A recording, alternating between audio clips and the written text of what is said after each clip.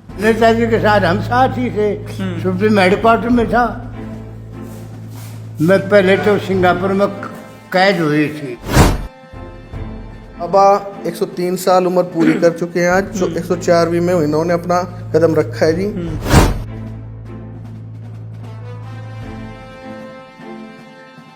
हम मौजूद हैं उस शख्स के पास जो नेताजी सुभाष चंद्र बोस के साथ आजाद हिंद फौज में रहे थे।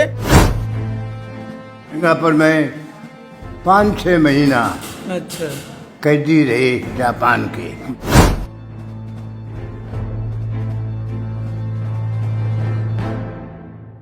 डेली जाएंगे, बिगड़ी हिंद बनाएंगे। सुभाष का ये कहना है चलो डेली चल के रहना है। और महात्मा गांधी को कहा करते कि ऐसे आज़ादी नहीं मिलेगी नारे लगाने से, आज़ादी तो खून बहाने से मिलेगी, ऐसे नहीं मिलेगी। हम मौजूद हैं उस शख्स के पास जो नेताजी सुभाष चंद्र बोस के साथ आजाद हिंद फौज में रहे थे और उन्हीं में से वो शख्स मंगल सिंह यादव भी कह सकते हैं आप उनको, मंगल सिंह कौशल्या भी कह सकते हैं। वो आज भी जीवित हैं और उम्र हो गई है 103 साल। आपके सामने यहाँ पे मौजूद हैं।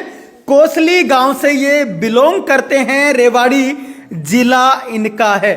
तो आज आप इनको देखें, 103 साल की उम्र में भी ये हो सकता है कि थोड़ा इनको सुनना कम हो गया हो, थोड़ा दिखना कम हो गया हो, लेकिन जो मस्तिष्क है, जो दिमाग है, वो आज भी उतना ही काम कर रहा है। आदमी थे इस गांव के, कोसली गांव के आईएनए में मैं अकेला युवा के। बाद में रास बिहारी बोस जो कि अपने वो फांसी टूटा था ना, ये भगत सिंह, हाँ जी, इस पार्टी का आदमी था। अच्छा, वो जापान में निकल गया था। बाद में ब्रिटिश को पता चला तो उन्होंने कहा कि हमारी शरण में आ गए, हम नहीं थे। वो वहीं का बासिंदा बन गया, शादी कर ली उधर ही। अच्छा, तो पहले तो सब उसने खड़ी की थी ये। अच्छा, अच्छा, नेताजी तो हिंदुस्तान से जर्मनी गई, जर्मनी से जापान गई, जापान का प्रधानमंत्री, आर्मी का जनरल रिटायर हुआ, वजीर बना, वो बना हुआ था जी, प्रधानमंत्री। वो अपने साथ लेकर के सिंगापुर में आए थे। उन्होंने आईएनए खड़ी की थी। लेकिन कुछ दिन के बाद अफसरों ने सोचा कि भाई ये तो यहाँ का बासिंदा बना हुआ है, इसका कैसे विश्वास किया जाए, ये जापान से मिले हुए होगा। इन्होंने अफसरों ने इनकार कर दिया कि भाई हमको विश्वास नहीं जी। बाद में नेताजी सुभाष चंद्र बोस कैसे गए, उन्होंने वहाँ सवाल किया था अफसरों ने, लेकिन उन्होंने कहा कि भाई ये बात पूछने की नहीं है, पूछो मत मेरे से कैसे आया। फिर नेताजी पहुँच गए वहाँ, फिर दोबारा खड़ी हो गई। ये 6 देशों की आर्मी एक तरफ थी, जापान एक तरफ था, लेकिन फिर भी काबू में नहीं आया जी। फिर अमेरिका ने एटम बम इस्तेमाल किया, इसमें जापान के लाखों आदमी मर गए थे जी। जापान ने हथियार डाल दिए। आईएनए भी हथियार डालने थे, आईएनए की इतनी ताकत कहाँ थी। हथियार डालने के बाद साहब अंग्रेजों ने जो सिंगापुर में थी आईएनए, वो सिंगापुर की जेल में बंद कर दी। बर्मा में थी, वो बर्मा की जेल में बंद कर दी, सेंट्रल जेल में। 6 महीना, कोई 6 महीना रहा, कोई 7 महीना रहा। जेल में से निकाल करके फिर इनके सेंटर में, हमारा सेंटर जो था, मैं एमपी में था, लखनऊ में था हमारा सेंटर जी। तो बर्मा से कलकत्ता जाए, कलकत्ता से फिर रेल में बिठा करके और हमको लखनऊ ले गए जी। लखनऊ में करने के बाद 1 हफ्ता रखे वहाँ। इंक्वायरी होती रही। 1 हफ्ता के बाद रेलवे बांट दे करके जाओ अपने घर को। जी कोई गवर्नमेंट सर्विस नहीं कर सको। 46 के शुरू में आए थे हम, और सन 47 के 8वें महीने में फिर देश आज़ाद हुआ था।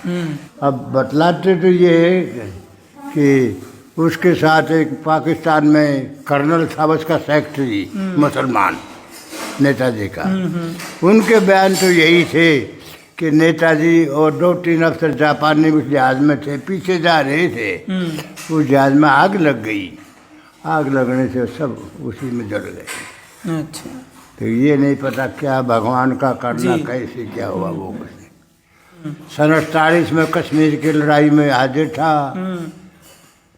सन 62 में चीन भारत की लड़ाई हुई उसमें हाजिर था, और 65 में पाकिस्तान हिंदुस्तान की लड़ाई हुई तब मैं हाजिर था। सन 71 में लड़ाई हुई उसमें हाजिर था। मैं सन 74 के जनवरी में पेंशन आया था। हिंदुस्तानी एक सिपाही की 15 रुपये तनख्वाह, अंग्रेज की 100 रुपये तनख्वाह। हिंदुस्तानी सिपाही की बारक में कोई लाइट नहीं, कोई बिजली नहीं, उनकी बारक में रहते थे जहाँ पंखे चलते थे, लाइट थी, जनरेटर चलते थे उनकी में। हिंदुस्तानी के लिए कुछ भी नहीं था।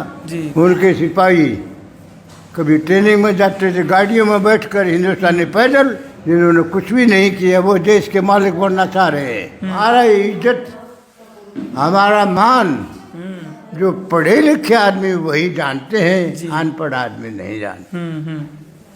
हम कितनी कीमत के आदमी हैं। सही बात। नेताजी कहा करते रहे, हम आज़ादी नहीं देखेंगे, हमारे आने वाली संतान तो देखेगी। इंदिरा गांधी ने दिया एक ताम्र पत्र, एक बंसीलाल ने दिया, एक देवीलाल ने दिया, कट्टर ने ताम्र पत्र दिया। जी, मेरा नाम करमवीर है जी। करमवीर और जी, मैं इनका पोता हूँ जी।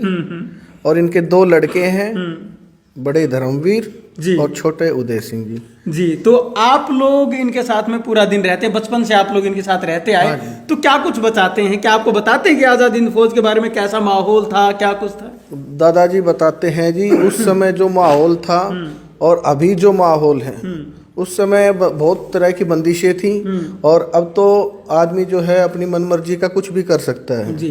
पहले कुछ भी सुख सुविधाएं नहीं थी, अब तो बहुत सुविधाएं हो गई हैं मानव जीवन के लिए। और जो समय इन्होंने देखा बड़ा मुश्किल और कठिन समय था। बाबा ने 8 साल तो एएससी में एमटी में नौकरी की और 16 साल डीएससी डिफेंस सर्विस कोर में नौकरी की। और नेताजी सुभाष चंद्र बोस के साथ भी लगभग 6 महीने 8 महीने कुछ रहे हैं। और जी वो जो दुर्घटना हुई नेताजी के साथ, उसका भी अभी कुछ ये नहीं पता कि भाई वो की गई थी या हुई, क्या कुछ हुआ किसी को नहीं पता जी। बाकी नेताजी के बहुत चर्चा होती है तो इनकी आंखों में पानी आ जाता है जी। नाम बताओ पहले। मेरा नाम श्वेता है। तो दादा की जो बाबा है उम्र कितनी होगी फिलहाल? हमारे बाबा की आज 103 पूरी होकर 104 साल में लग गए। उसके जन्मदिन पे ही आप लोगों को बुलाया गया है। बिल्कुल बिल्कुल। तो ये एक चीज ये बताओ आपकी, अब जो बाबा की केयर है वो कैसे एक बच्चे की तरह करते हैं? कैसे? हाँ जी बिल्कुल बच्चे की तरह करते हैं। जैसे सुबह बाबा को उठा के चाय देना, पहले खाली पेट पानी देना गरम, फिर उसके बाद चाय देना, यूं होता है बिठा के चाय वाय पिला के। सारे दिन कभी हीटर चलाना, कभी पानी की बोतल गर्म करके देना, कभी अंगारों की आंच करके चारपाई के नीचे रखना। बिस्तर है वो भी काफी मजबूत करके रखा है। जब भी टॉयलेट वगैरह करते हैं तो चेंज करते रहते हैं, जरूरत पड़ती है तो डायपर वगैरह भी लगाते हैं।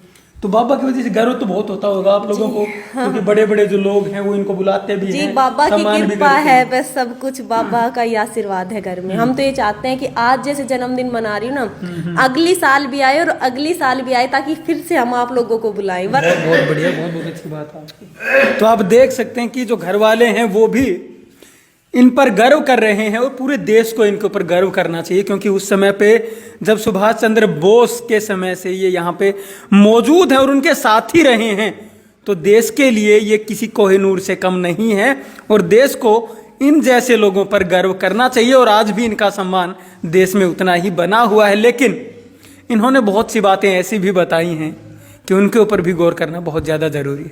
नमस्कार, धन्यवाद, जय हिंद, जय भारत।